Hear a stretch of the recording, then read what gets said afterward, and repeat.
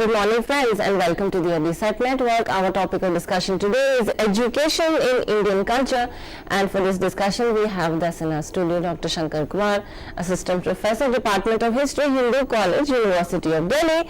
He has been teaching since the last 13-14 years, and his publications include Indian History and Culture, edited with Jaya Tyagi in 2013, and Frank Concise Social Sciences 2006, amongst so many publications. And with this introduction, I would like to welcome sir. Thank you so much, sir, for coming, and I request you to resume the lecture. Thank you, Urvashi. Good morning, viewers.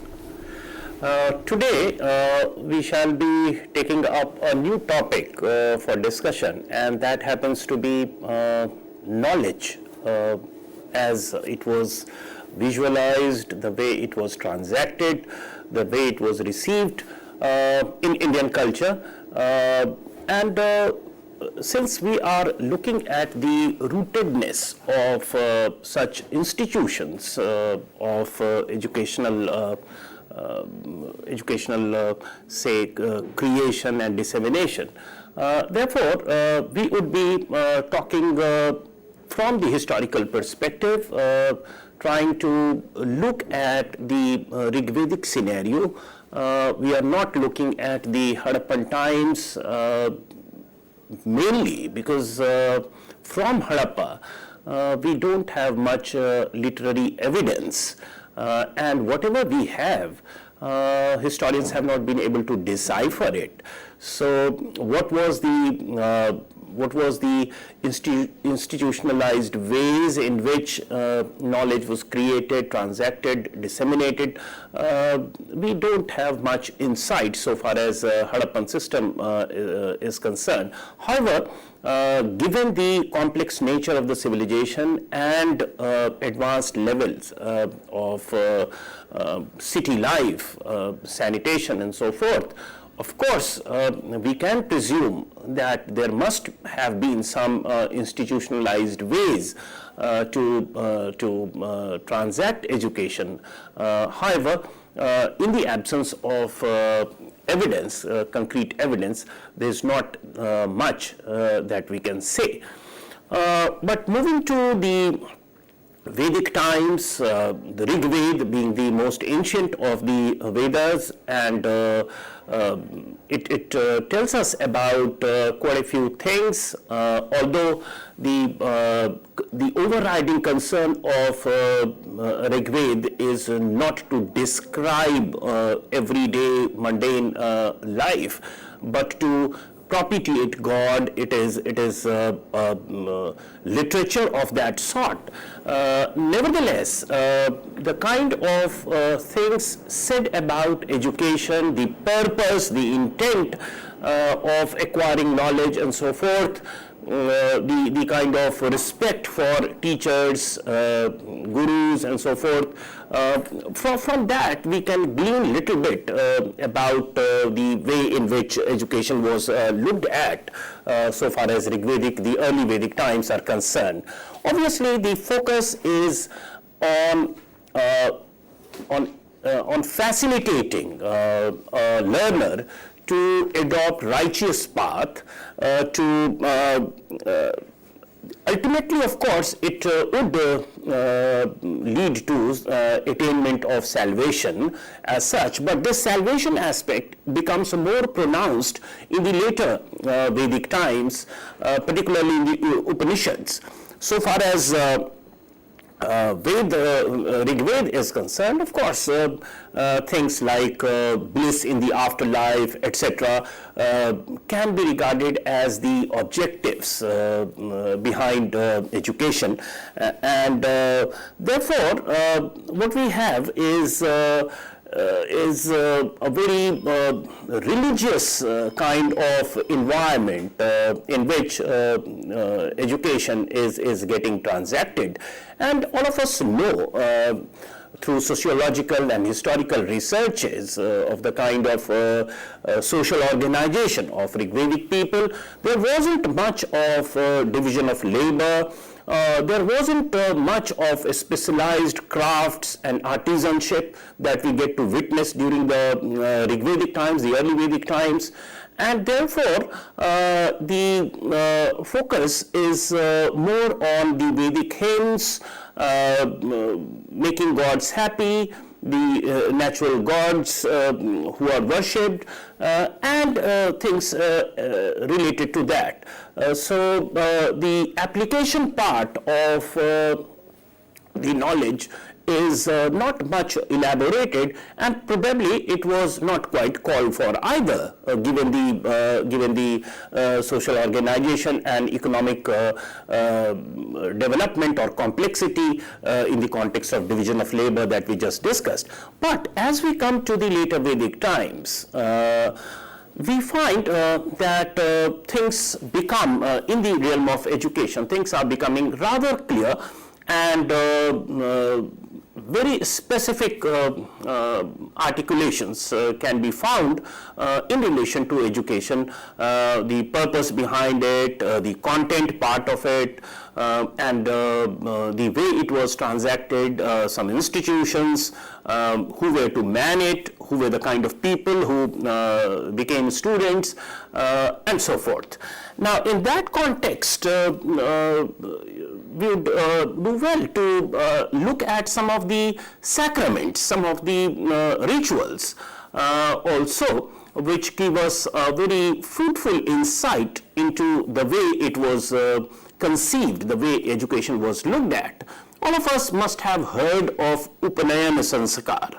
Now, Upanayan is something that we get to see as a sacrament in later Vedic literature. And there is also very frequently a word is mentioned which is an identifier for the educated, for the ones who have undergone the Upanayana Sanskar, and that is Dvij. Now, literally it would mean the twice born. So one birth is the biological birth from the womb of the mother, and the second birth, which is a cultural construct again, is one's initiation into the secondary knowledge, secondary education, so to say. And there are details related to as to what is the appropriate age at which one enters into Upanayana Sanskar, and therefore one is getting trained into the secondary education, and so forth. And that varies. So, since we are aware of the fact that caste system, the Varna Vyavastha, had established itself by the time we talk of the later Vedic times, that is 1000 BC onwards to about 600, 500 BC. This is the time that we are talking of at present. And here, what we find is that this institution, this sacrament has become very pertinent, at least in literature. It is spoken of, and it is something that is carried on even to the present times. So in North India we call it Janev, and Upanayana Sanskar is precisely about that. So one has to tie a sacred thread across the chest, and that's how it happens. There is a ceremony, and that ceremony is vividly described in several of the Sanskrit scriptures in ancient India. And in early Vedic times, that is in Rig Veda, this Upanayana Sanskar is not mentioned. But in Rig Veda, but in later Vedic literature, it does appear, and from there on, it continues to the present times. Now, this fact that one had to undergo this sacrament, one had to perform this sacrament, and the fact that we said that it is limited to certain sections, that means it is not open to all. Now here, some sources say that it is open to the first three orders, first three castes, first three varnas, that is Brahman, Kshatriya and Vaishya. And Shudras being at the bottom of the pyramid, they are excluded from having access to Upanayan Sanskar and thereby Vedic learning, Vedic hymns.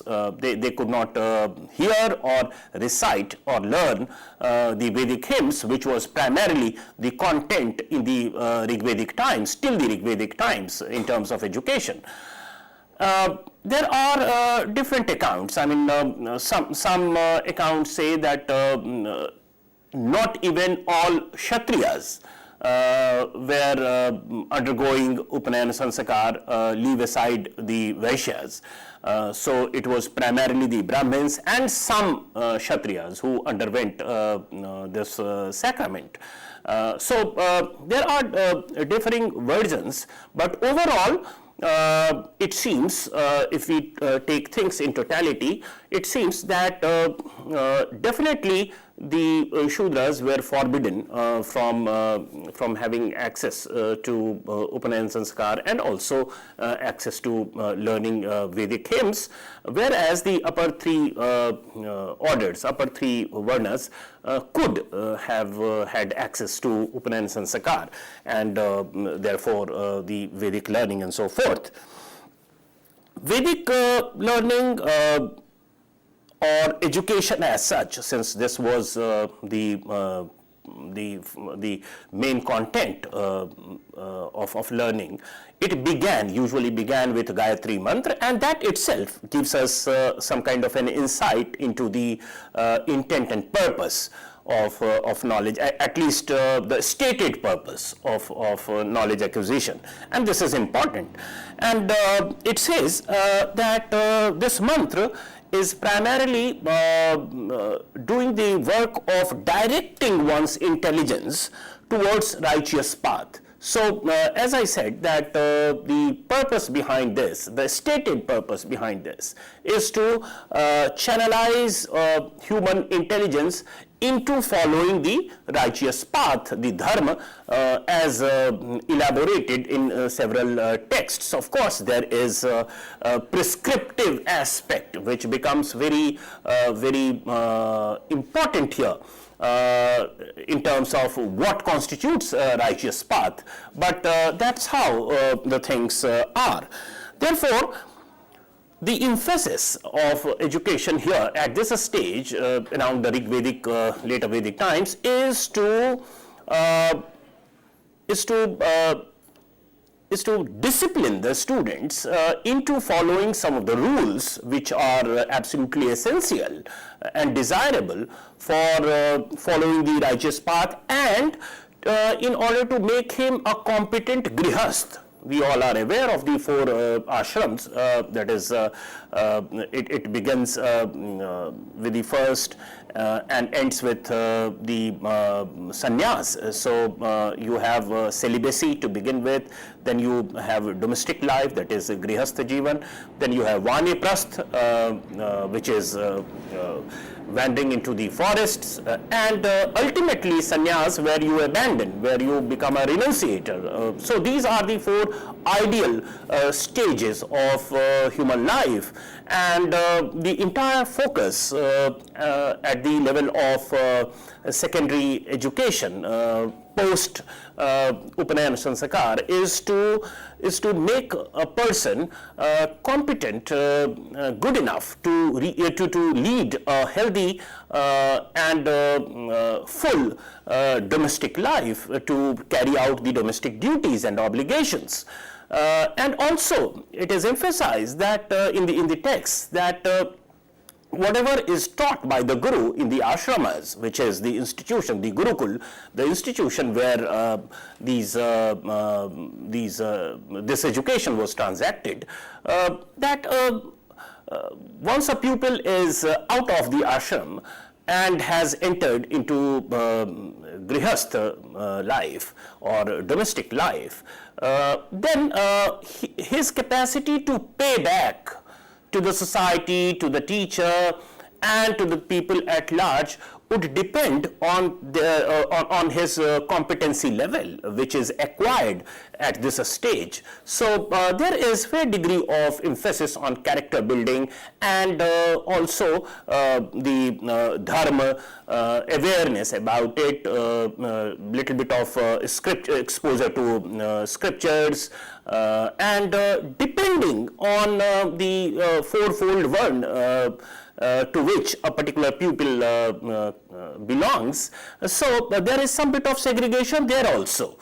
So for instance, a Brahman pupil is likely to be exposed more to the scriptures, to the Vedic hymns, to its recitation, to its pronunciation, exact pronunciation and so forth, because it was all transacted orally. So mode of transaction is something important to note, and that is oral transaction. So it is not by writing it down, or it is not through some experimental methods, but rather through Shruti Parampara. You listen to the teacher talking, and the students were required to observe it, to absorb it, and to recite it, to learn it by reciting, repeated recitation. So this is very much emphasized in the contemporary texts of the period, and therefore we would find that quite a few techniques are deliberately deployed in actually transacting this business by the teachers. If you notice, the Vedas itself, Rig Veda has 1028 hymns, which are shlokas devoted to gods and different gods, and to make gods happy, to propitiate him in the anticipation of getting some results.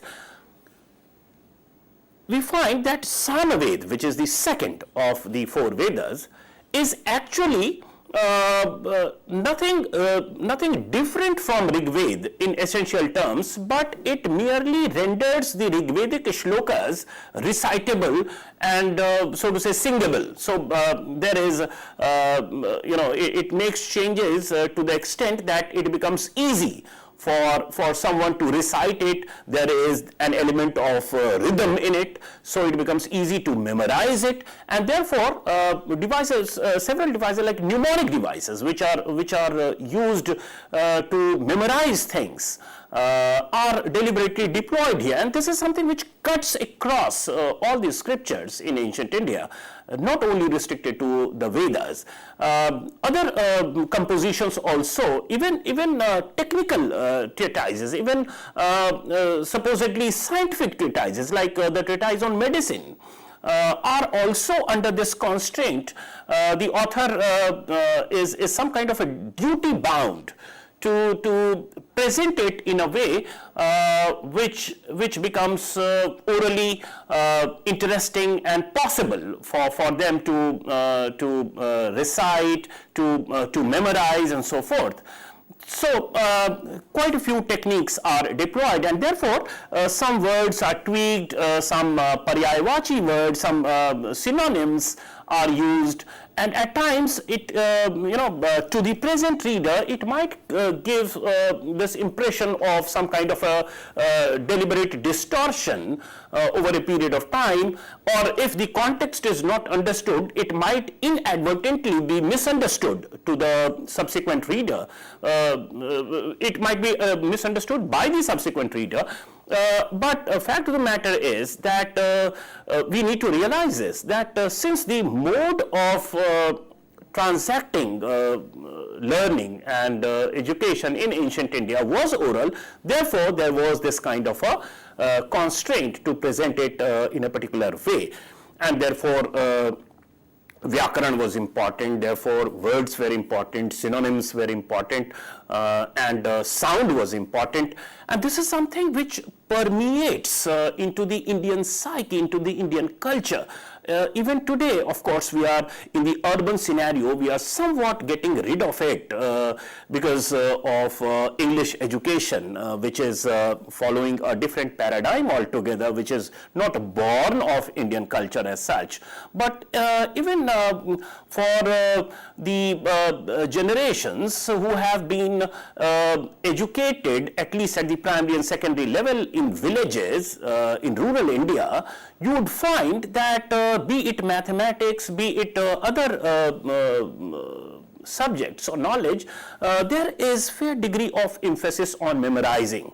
So the mathematical tables, what in North India we call it pahada, so that they have some kind of a rhythm. So it becomes easy to memorize it, and these digits are pronounced in ways which makes it easy to memorize, and there is fair degree of tukbandi and all sorts of things. So literary concerns also predominate in the way it was composed, the way it was transacted. So that is the point that we are trying to make here, because this lecture is about understanding Indian culture.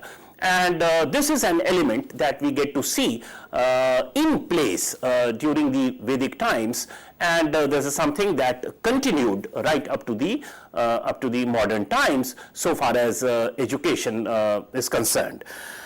Now, a very important component which is spoken of in the present times also is the element of gender bias and so forth in the Rigvedic times, and at a very broad level, it is said that the Rigvedic period, the early Vedic period, was not so patriarchal, or the position of women was not as bad as it went on to become in the subsequent times with the institutionalization of agriculture and coming of the later Vedic period, and several other developments coming of monarchy and state society and several other features.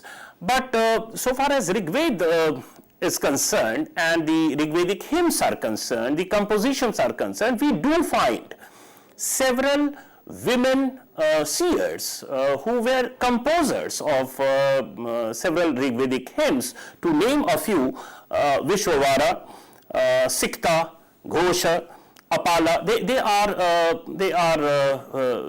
they are spoken of in the Rigvedic hymns as being the composers of quite a few of these hymns, and therefore it can be inferred that till around this time, till around the Rigvedic times, the access of women folk to knowledge acquisition, that is the Rigvedic hymns, was not blocked.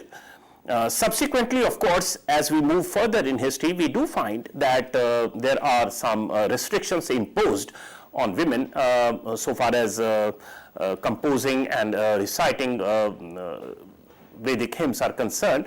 They are imposed, but in Rigveda there is little evidence to say this. Now, also important is that it was not only the recitation part, the oral way in which one had to speak and also listen and understand things. There was also discussion, particularly since we are moving on to the later Vedic times, discussion becomes important so far as learning itself is concerned, and therefore this culture of debating, the culture of Vaad Vivad, the culture of Tark Vitark is something which is deeply embedded in the way knowledge was acquired around this time.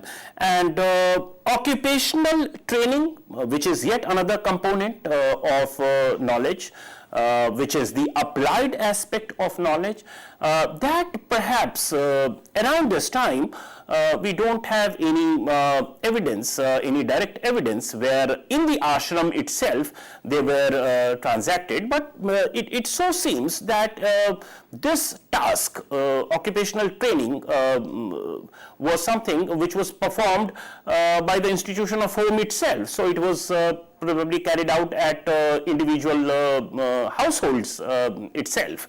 And we will see subsequently we do encounter some bit of evidence where something is said in relation to occupational training also. But these are important components of discussion. Why? Because if we look at the education scenario in India today, and if we look at some of the live debates informing the education in India today, one of the lacuna which is identified so far as Indian education is concerned is that there is some kind of a disjunction between the Shastra and Shilpa tradition. So Shastra is something which is theoretical high knowledge or the Vedic tradition of knowledge, and Shilp is something which is something that you do with hands, something that you create, where human labor, physical labor is required, and of course it requires fair degree of imagination, fair degree of sense of proportion, precision, training, which are very important, which are of use to the present day society. They are in focus in the modern times, the technology aspect of it, the applied aspect of it. But in Indian tradition, there seems to be some bit of a disjunction. And it is also with relation to the caste hierarchy, the Varna hierarchy, and that we shall see. So today the focus is on bridging the gap between the two in order to harmonize the theoretical learning with hands-on, the practical aspect of knowledge, the applied aspect of knowledge. But the disjunction is something which plagues, so to say, Indian education system right from the ancient times itself. And of course, the circumstances were different. The social organization was something within which these things had to be transacted. Therefore, there were some, of course, structural fault lines within which this had to be organized, and so that's how the things were. Now, by the time we come to the later Vedic times, or say to the end of the later Vedic times, the period of the Upanishads, 600 BC, 500 BC is the time when Upanishads were composed. And in Upanishads, again, there is a shift in focus so far as education is concerned. Now the focus seems to be more philosophical, more abstract, and it seems to be otherworldly. Sociologists have inferred from this slant of Upanishadic knowledge or Upanishadic doctrines that the Brahmanical tradition within which knowledge was created and transacted till now, around 6th century BC, they are encountering a change in the total ecology of education, total ecology of their life. And therefore, it is a kind of escape mechanism, some kind of escape mechanism, because the pastoral, rural context in which, and non-agrarian context in which these Rigvedic hymns were composed and transacted, now is encountering a situation where agriculture has come to become the mainstay of economy, where trade and commerce is doing very well, and traders and merchants are prospering, they are becoming rich. Coins have made its entry around 6th century BC, India. There are very thriving business trade routes crisscrossing the entire north and also Deccan part of India, that is Uttarapath and Dakshinpath. We get to hear of monarchical states, and urban centers have come up. So it is a city life. The political geography of 6th century BC, North India particularly, has undergone a transformative change around the time Upanishads were created, Upanishads were composed, and therefore the Upanishads, as the sociologists say, this is just one viewpoint. And we need to understand it because we are taking a holistic, we are trying to have a holistic picture of the way things changed and it impacted education scenario as well. So the coziness, the compactness, the ease with which life was transacted, that was ruptured.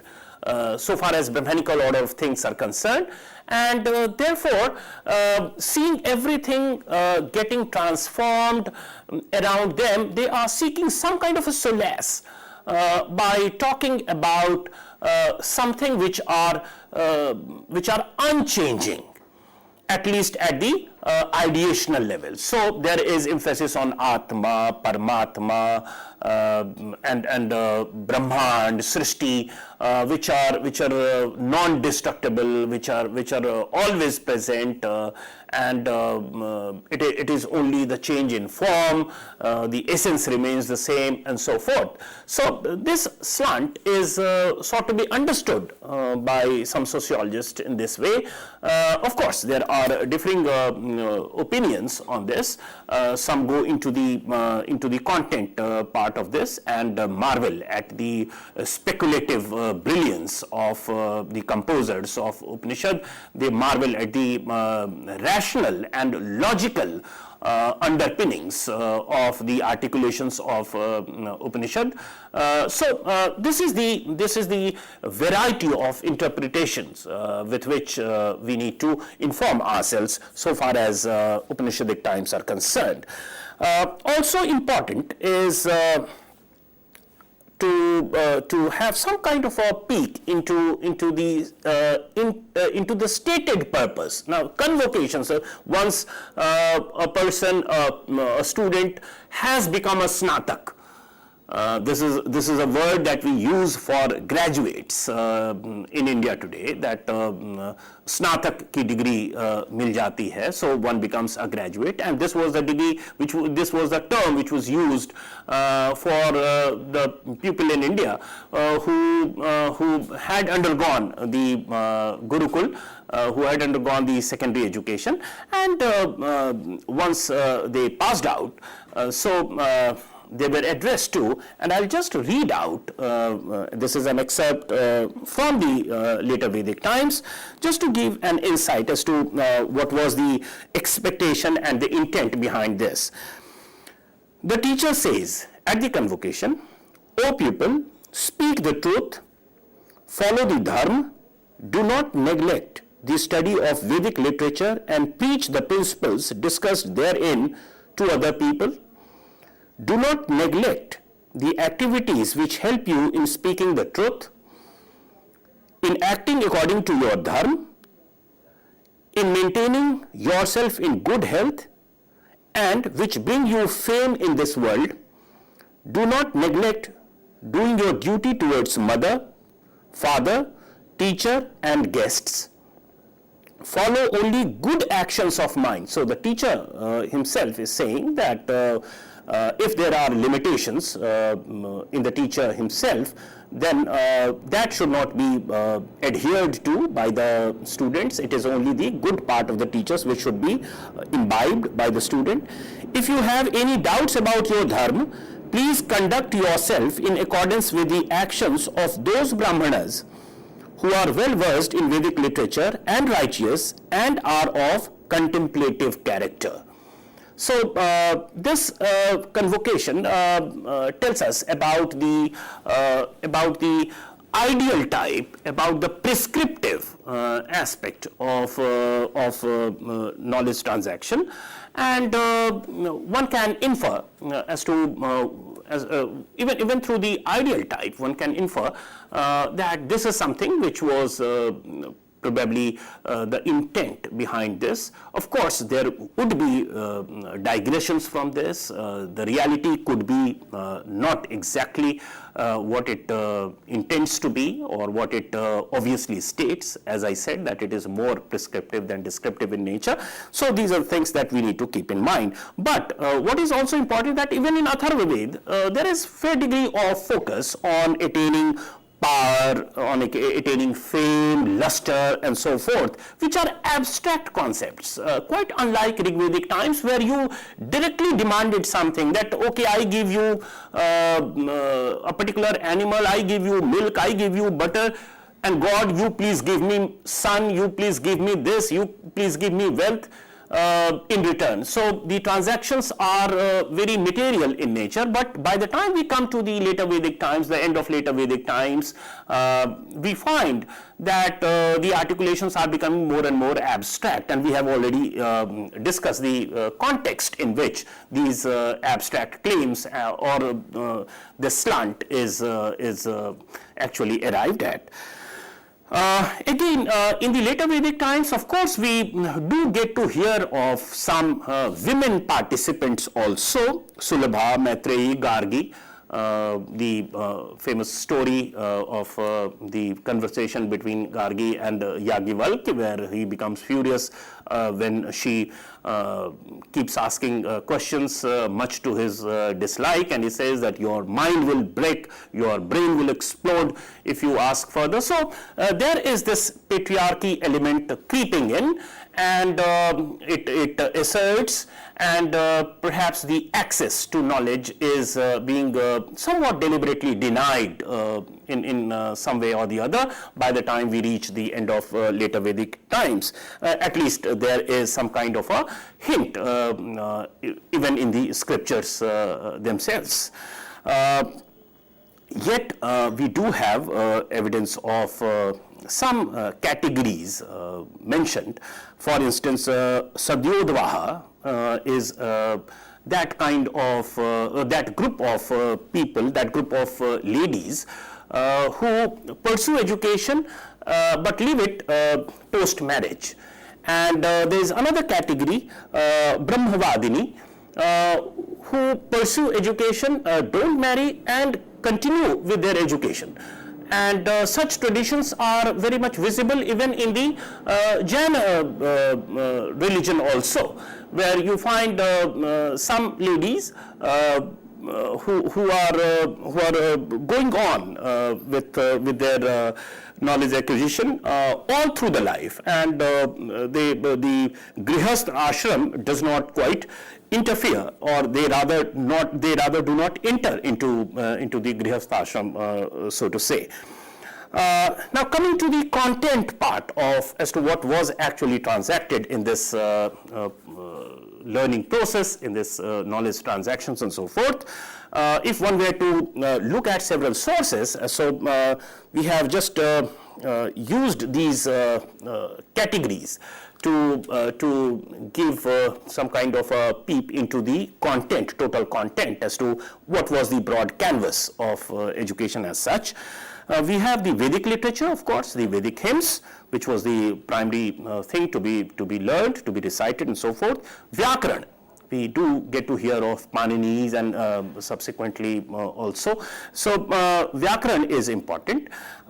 Chand, Darshan, philosophy, we have spoken about it. Ganit, mathematics. Mathematics is important. There are some, even in the Vedic sacrifices, the way some articles are to be the sacrificial articles, and other equipments and accessories are to be erased. There is graphic description of all that, and it does involve some bit of geometry and some bit of proportion and some numbers.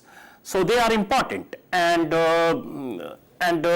it is probably in this context that some complex formulations of mathematics also came to be practiced, and they were supposed to be learned by the student, and that's how we find that mathematics is an integral part of the Vedic transaction of knowledge and so forth. Moral science, of course, that's self-evident. Military science, as I said, that there is some element of world and the dharma associated with it. So a Kshatriya, quite unlike a Brahman, where we said that he was exposed, a Brahman was exposed more to Vedic recitation, Vyakaran, Chand and so forth, whereas a Kshatriya, of course, he was supposed to learn the Vedic hymns, but alongside he was exposed to military science also, how to ride a horse, how to harness a horse, how to use some warfare equipments, how to defend, how to attack, and so forth. So that was something which was done with reference to the social position, the social background of the student. So in that way, there is fair degree of segregation here.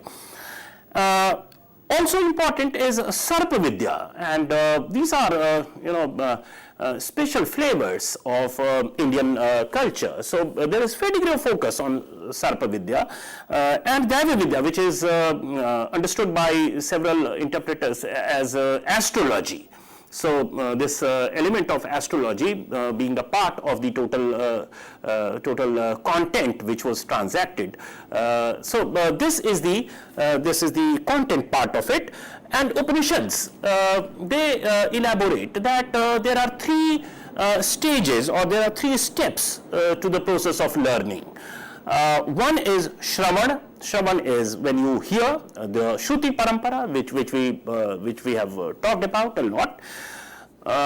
Since the transaction mode was oral, therefore one had to listen and listen carefully to what is being said. Manan. Manan is when you think about it, when you do some bit of contemplation about what you have heard, and learn to remember it. So that is Manan.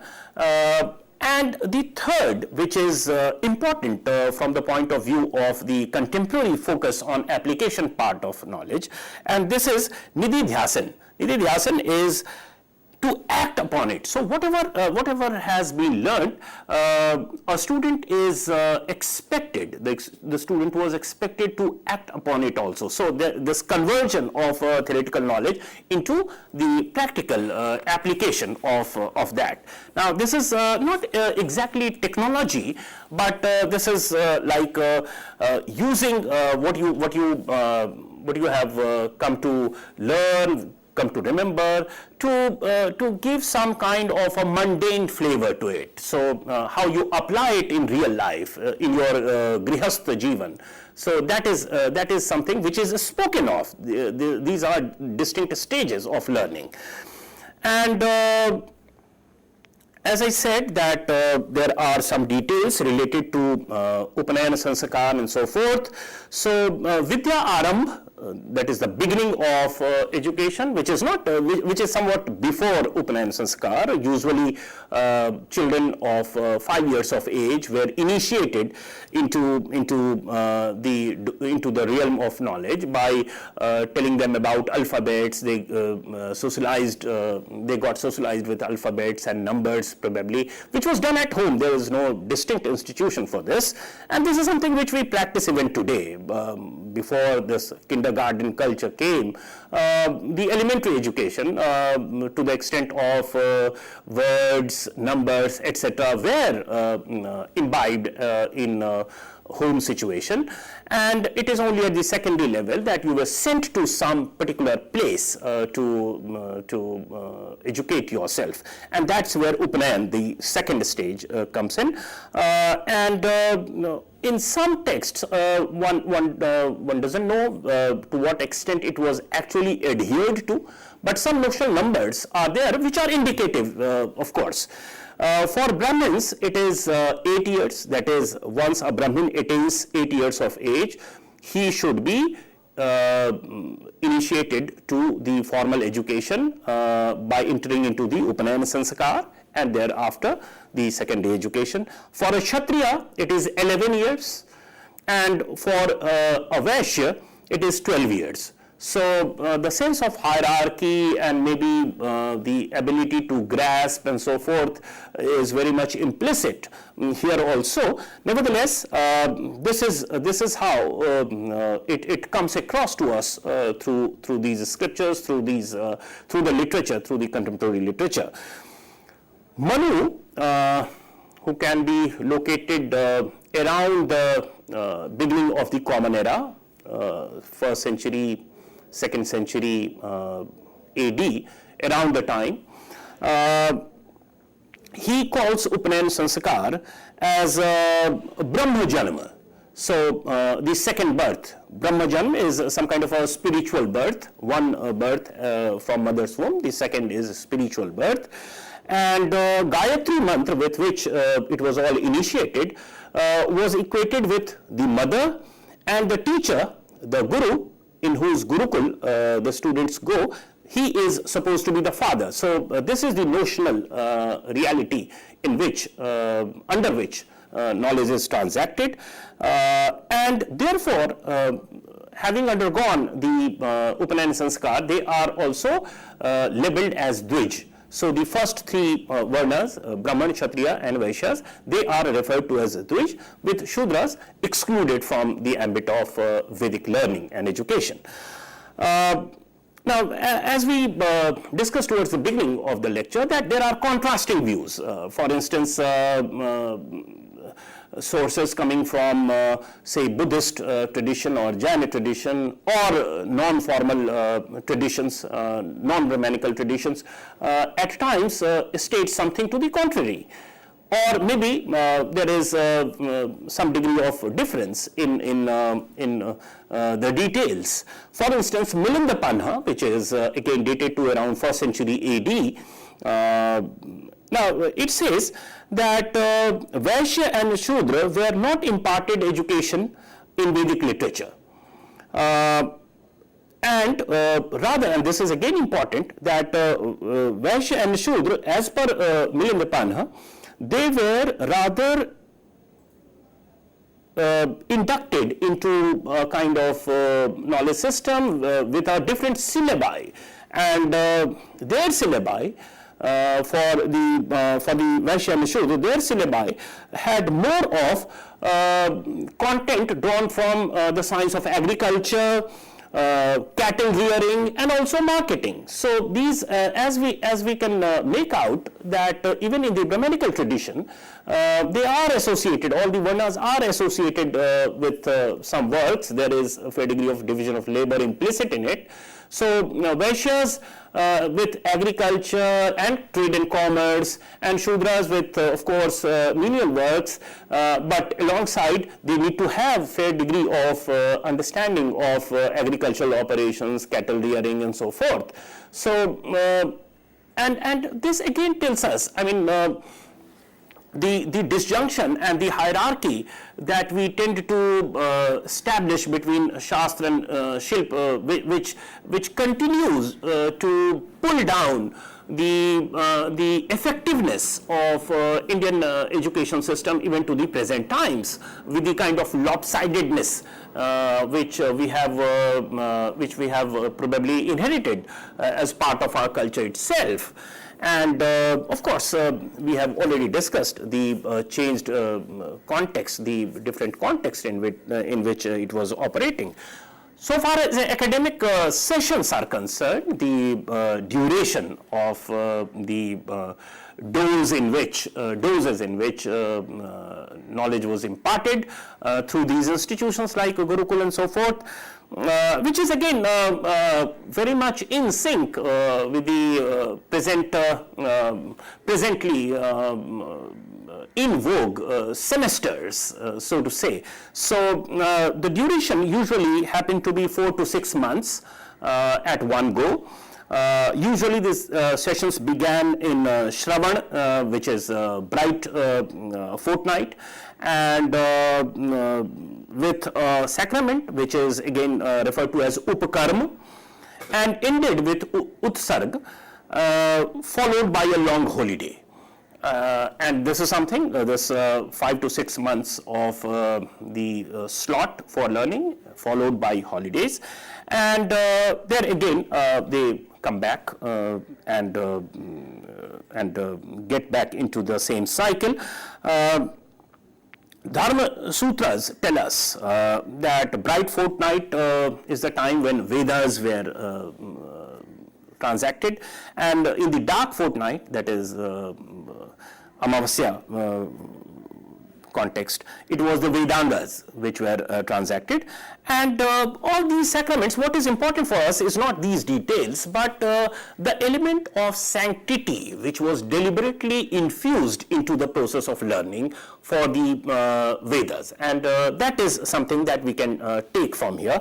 Then Samavartan is the sacrament where one completes the knowledge acquisition, the learning. So this is the sacrament associated with it, and thereafter the person becomes Snatak. He becomes freed from the woes of celibacy. So he is ready, competent to enter into married life, into household avatar, into the grihastha ashram, so to say. And therefore, with a different set of duties, he is to implement whatever he has learnt in this stage of brahmacharya. So that is about the so to say the cycle of learning. And in other traditions beyond the Brahmanical, we find so far as women are concerned, one does get this impression that after the age of 12, post marriage, they are not supposed to be engaging with Vedic knowledge. But as I said, that it is a very simple kind of generalization that we made, because in other traditions, for instance in Buddhist traditions, we have Therigathas. Therigathas is 32 Buddhist nuns. They have composed this. And so they are the creators of knowledge, which is taken to by all the monks of the monastery in Buddhist tradition. Similarly, we get to hear of the Jaina lady called Jayanti, who all through her life went on and on in the pursuit of knowledge, and the Jaina teachings, which was again subscribed to by all the adherents of Jaina, be it because Jaina Dharma makes this segregation between a grihastha and a monk. So the set of teaching that one is exposed to in the Jaina tradition is different. For a grihastha, it is a light dose of moral righteousness and rules, and for a renunciator, for a monk, it has to be a very strict regimen of moral duties and several other list of do's and don'ts that they had to adhere to. Kautilya, which is more secular, so to say, a source, and Kautilya talks of 7 steps to learning of the Vedic lore, and I think it would be pertinent to quickly mention it here.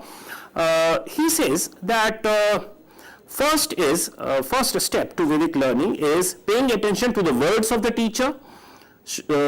Second is Shravanam, listening to the words carefully. Third is understanding the words, that is Grahanam, how you imbibe it. Fourth is learning them by heart, again remembering it, the mnemonic devices that we talked of. Fifth is discussing the meaning of the words, that is uhapo, the word is uhapo, so some kind of confusion, and that's what discussions do. create confusions and clear doubts. Sixth is understanding the full implication of the words, and that is Vigyan. The word used is Vigyan. So today we use it for science. So it is understood in the context of understanding the full implication of the words. And seventh, the last, is understanding the implied sense of the words. And this is where probably technology or application part comes in, where we found that there is some bit of deficiency, in the sense that not all who were thoroughly exposed to the theoretical aspect were required to engage in that, but at the notional level, at the formal level, they all constituted integral part of the process of learning. So learning cannot be complete without applying it for human purpose, for mundane purpose, the usefulness of it. Similarly, in Narada Smriti, which is around the Gupta period, so we are now talking of 4th century AD, around that time, we get some kind of an idea about the technical knowledge that we find so deficient so far. And here, Narada Smriti talks of the craftsmen, and it could be either through guilds, or the word used is Shreni. But in Narada Smriti, they do talk of apprentices of craftsmen who were sent to a master craftsman who would train them for a particular period of time, and if the training is not completed, then the king is likely to take some punitive measures. So there is some kind of an implicit labor management at work. So it is not left to the free will of the craftsmen to train themselves, to get trained or not. So there is some bit of overall management of this. So there is some element of coerciveness. But these are debatable points, and so that is what we have done for the scenario of education in Indian history and culture. We have come up to the Gupta period, which is the post-Gupta period is regarded as the beginning of the early medieval times. So the ancient part has been taken care of, and when we meet next, I shall try to take it further from here and bring it up to the contemporary times. Thank you so much, sir, for this very interesting presentation. Our students would have gained a very different insight into the idea of education, and as sir said, we have discussed education in Indian history and culture till the Gupta or the post-Gupta period, and he will be taking it up from there to bring it up to the contemporary period. So with that, friends, a very interesting perk for you that you would stay tuned in for our lectures, and with this I would like to thank sir. Thank you so much, sir, for being associated with us. And thank you, friends, for watching. Have a great day.